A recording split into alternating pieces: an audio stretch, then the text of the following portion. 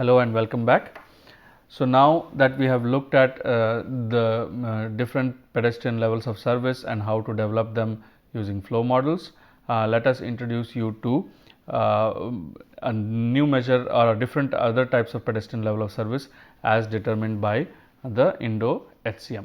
This is especially looking at the quality of the service versus the quantitative level of service. So, we will give you an understanding of how these two levels of service have been developed in the Indo-HCM that has been published very recently in 2018. So, there have been various drawbacks or criticisms of purely quantitative pedestrian levels of service, right. Because the quantitative pedestrian levels of service are very similar or have been developed along the lines of vehicular level of service, researchers and experts started to question them, saying that they may not be very applicable to a walking mode which is very different from a vehicular form of transportation. So, when two different modes are so different from each other, maybe there should be a different way of developing levels of service for pedestrians rather than developing it in a similar fashion to that of the vehicular level of service. So, then the first thing that came out of those kind of brainstorming sessions was that perception of safety, comfort, etc. have to be taken into account, because these it involves people who are walking on the streets, and as you walk there is always a degree of comfort that allows you to gauge how well the physical systems are or the physical amenities are or the physical environment is. So, perception becomes a very important part. So, perception of safety and comfort started becoming very important in the development of pedestrian level of service. Hence came what is known as, the terminology was coined which is known as quality of service, right, rather than level of service, or qualitative pedestrian level of service started to be called as quality of service, and the measure of effectiveness is users perception. If people perceive that the facility is not good, that means they will not use it, right, even though it may be engineered in a very good way, or even though the flow or the speed and the densities are all indicating that this is good for pedestrians, but ultimately if they perceive that it is not a good facility, perceive in terms of safety and comfort, then the usage of that facility will be very little. So, we will see how all this can be calculated exactly. Usually what happens, how do we usually the way in which we capture the perception of people is on a Likert type scale. So, it is called a Likert type scale, where you ask people on such a scale. For example, a question may be asked that how much do you like the footpaths in your neighborhood, right. If this may be a question, and a hypothetical question that may be asked to you as a user, as a pedestrian, and you would be asked to give your rating or ranking of all these footpaths in your neighborhood. So, you would say how much do you like? I strongly agree. You may say that I strongly agree that all of the footpaths are good, or the question should be how much do you to what extent do you agree that the footpaths in your neighborhood are serving the purpose, right, are serving the purpose. So, if that is the question, then you would say you strongly agree that they are serving the purpose. That means you perceive that it is very good, or you say that I strongly disagree, or anything in between, right. So, there can be variations in the scale. Usually what people do is they fix the middle point and the end points, and then play around with the intermediary points. You can have a 5-point scale just like this, 1, 2, 3, 4, 5, or you can have a 7-point scale. Sometimes people also have experimented with 10-point scales. Now, all of this have their own advantages. People are usually started with a 3-point scale, but they have moved away from it to capture users perception in a better manner, right. A 2-point scale is usually yes or no, whereas a 10-point scale would be there are a lot of intermediary points where people may strongly believe or not believe how well for example, the footpaths in your neighborhood are. So, this is how usually data is captured about the quality or the perception of comfort or safety or any other parameters from the users of the pedestrian facilities. They are then they could be easily then converted into qualitative into quantitative figures and for the ease of calculations later on. However, one has to be very careful that since these are Likert type data, they are ordinal in nature. So, it determines if one score is higher than the other, but the distance between the points. So, we is not known, right. So, we do not know if this and this is the same. We do not know if getting from your opinion, if your opinion has to be changed from 4 to 5 is the amount of work that needs to be done on the footpaths is the same versus if your opinion had to be changed from 3 to 4, right. So, in other words, when an official or when a public official receives such kind of ordinal data or receives such kind of perception data, the agency has to take a call, right. So, nobody wants to build any facility and the users not liking it, right. So, everybody wants that the users to like the facility. Now, if everybody says the users say that they are only rating the facilities sidewalk facilities as 3 on a scale of 5. So, what the officials would want to do is they want to calculate what they have to do in order to raise the perception of the people from 3 to 4. So, there is some, in order to do those activities, there is some money involved, right. There is some dollar figure involved or rupee figure involved. So, when you are collecting this kind of data, it is not easy to say that the same amount of money would be needed to move from a 3 to 4, which will be needed to move from a 4 to 5. So, we do not know the interval gap, but all we know is 4 is better than 3 and 5 is better than 4, that is all we know. So, that is why mean and average is not usually a good measure of central tendency. Using mode, just the count is always better. So, in the Indo-HCM 2010 method, what they have a measure that has been calculated is called the walkability index. What the walkability index does is it determines, it asks such questions to every pedestrians and determines the importance of physical and user characteristics. It determines the importance and it also determines the satisfaction. There are 2 different questions that are asked. For example, you may be asked how important are sidewalks for you to walk, meaning if you do you even care there are sidewalks for you to walk, or you would just walk on the pavement. So, you would be asked to give an importance on say a 1 to 5 scale. So, you would say it is very important, meaning you will rate it 5. However, you will also be asked how satisfied are you with the current sidewalk network in your neighborhood. Then you would say, well, it is very important, but I am not at all satisfied. So, I am only giving a 2. So, on the importance you give a 5 out of 5, whereas on a satisfaction you only give a 2 out of 5. So, all you do is you do a weighted average of these 2 and you keep on asking this for all the users or a sample of the users in your neighborhood to get what you call a walkability index score.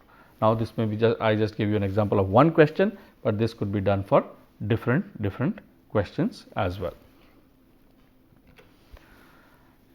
Eventually, after you calculate, after you get all of those weighted averages, you can then use this table, which was empirically developed, and all the scales were empirically developed to determine what is the quality of service that your pedestrian level of your pedestrian facilities are providing. So, if your score is greater than 124, you are at a very good quality of service, whereas if it is less than 52, you are at a poor quality of service. The next thing to remember is to give actually or to define actually each of those physical and user characteristics. So, the physical characteristics have been defined using 5 different parameters. One is footpath surface, one is footpath width, one is obstructions, next is potential for vehicular conflict, and the other is continuity, right. So, if they are standardized and if they are defined, then you can ask the same question to everybody without getting, without worrying about the fact that the question, because of the variability in the way you are asking questions, people may answer it differently. So, there is always a problem when you are collecting perception data if you have not defined the questionnaire properly. If you are then people may give you different answers based on the way you ask the questions. So, you have to frame the questions, you have to define the questions very properly. So, when you say footpath surface, you have to say that a smooth surface without any cracks or bumps for comfortable walking is a very good surface, right. That is rated as the highest surface, and then you can have different layers of or different levels for footpath surface. Similarly, user characteristics are also defined using 5 different types of measures. One is encroachment, the other is availability of crossing facilities, security, comfort, the walk environment. So, these are all user centric or user characteristics, user behavior questions. So, you ask these 10 different questions, 5 pertaining to the physical environment where people are walking, 5 pertaining to what people feel about their trip, about their walking trip. You combine the findings of both of these questions, convert it into a walkability index score, and then get a quality of service measure, right. Again, this is these are importance score 5-point scales and satisfaction score 5-point scales, right. Remember, we will, for each question you will be asked 2 different subsets of questions. How important is it and how satisfied are you with the current situation. Based on this, you can then measure the quality of service.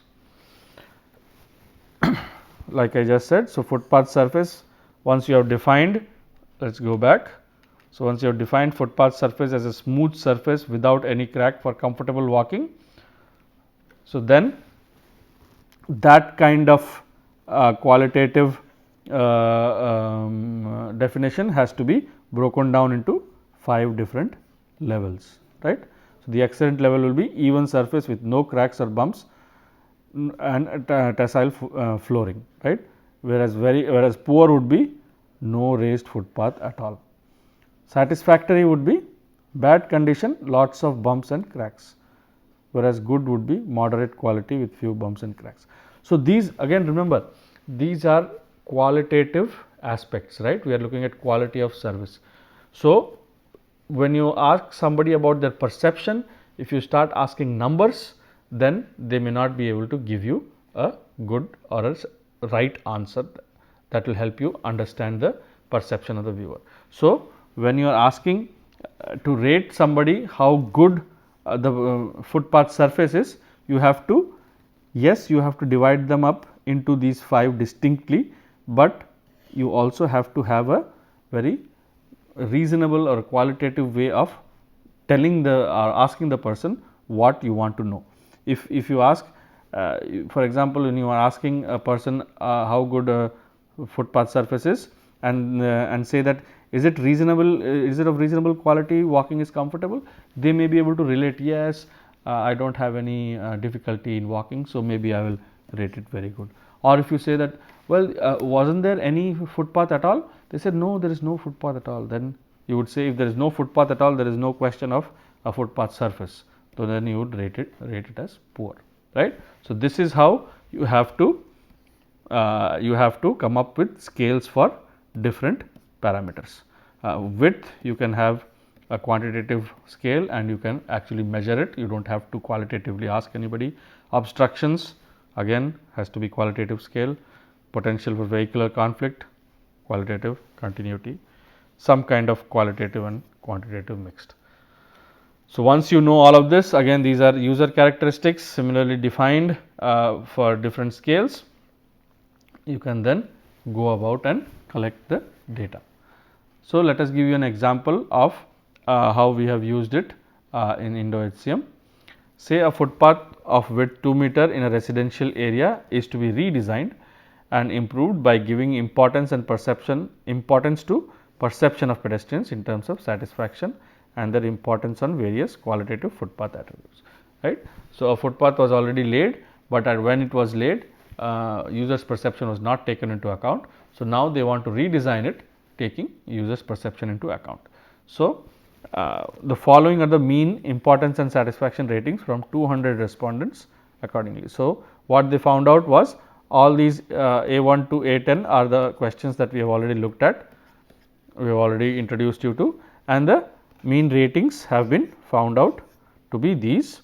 These are I believe these are importance ratings and these are satisfaction ratings, right. So, once you know that, if you are asked to ask the if you are asked to calculate the walkability index and corresponding quality of service, all you do is, right, you multiply each of them, each of the sets, each of the pairs, add them up and you come to a walkability index of 98.71 or 99, 98% 99, and you look up the table and you say that your quality of service that is being offered by the sidewalk currently is at a C quality of service, right. So, then you can do always a post analysis. Now, if an improvement is done and you do another survey after an improvement has taken place, you would expect that if everything has been taken into account, if all the users perception have been taken into account, this C would at least improve to B, if not to A. So, that is how you can then quantitatively measure or qualitatively measure that users perspective has been taken into account while improving a pedestrian facility. Now, of course, there are lot of drawbacks on when you are looking at only qualitative stuff, right. Based on users perception captures users response comprehensively.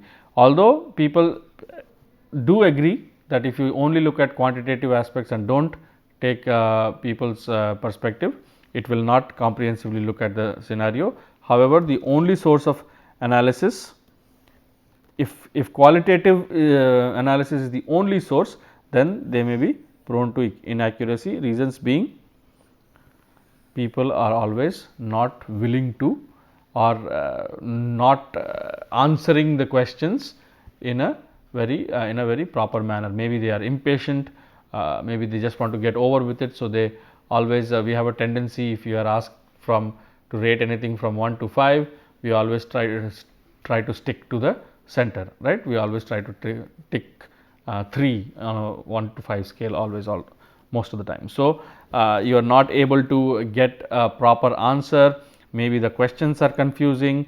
If the questions are confusing, then you get different answers to different questions from different people. Then again, relating this qualitative measurement with quantitative measurements is difficult. So, if you do not quantify them properly into different levels, then it becomes a problem. Hence, it is suggested that both qualitative and quantitative PLOS should be used for pedestrian facilities. So, whenever you are actually judging the performance of a pedestrian facility, you do have a quantitative measure, you then also have a qualitative measure. Do not just go with the qualitative measure or do not just go with the quantitative measure.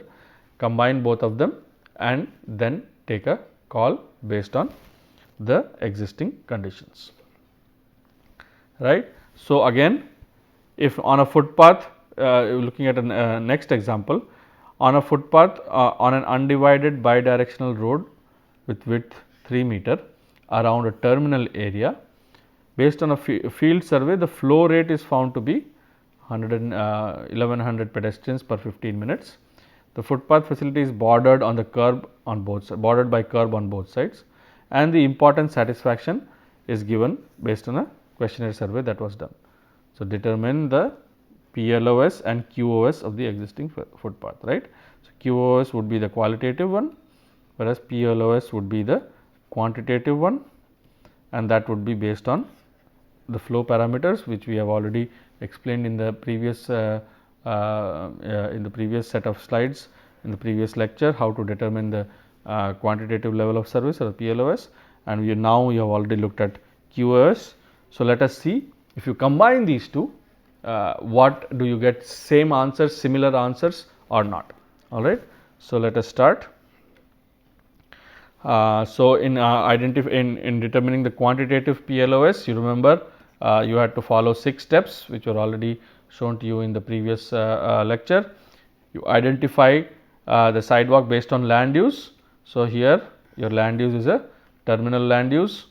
You get a measurement of the sidewalk width. You know already the sidewalk is 3 meter wide, terminal land use. You estimate the effective width of the facility. Remember, how do you determine the effective width? From the actual width, you subtract the different types of obstacles that are there, and each of these obstacles have a certain shy distance associated with it. So, here since it says that it is bound by curb on both sides, so the shy distance is anywhere between 0.2 to 0.4, and if you just take an average of value 0.3 on both sides and you subtract it from the total width, you say that the effective width is 2.4 meter. Then you observe the pedestrian flow. You are already given that the pedestrian flow is 1100 for 15 minutes. So, per minute your pedestrian flow is that. You need to then estimate the peak flow rate.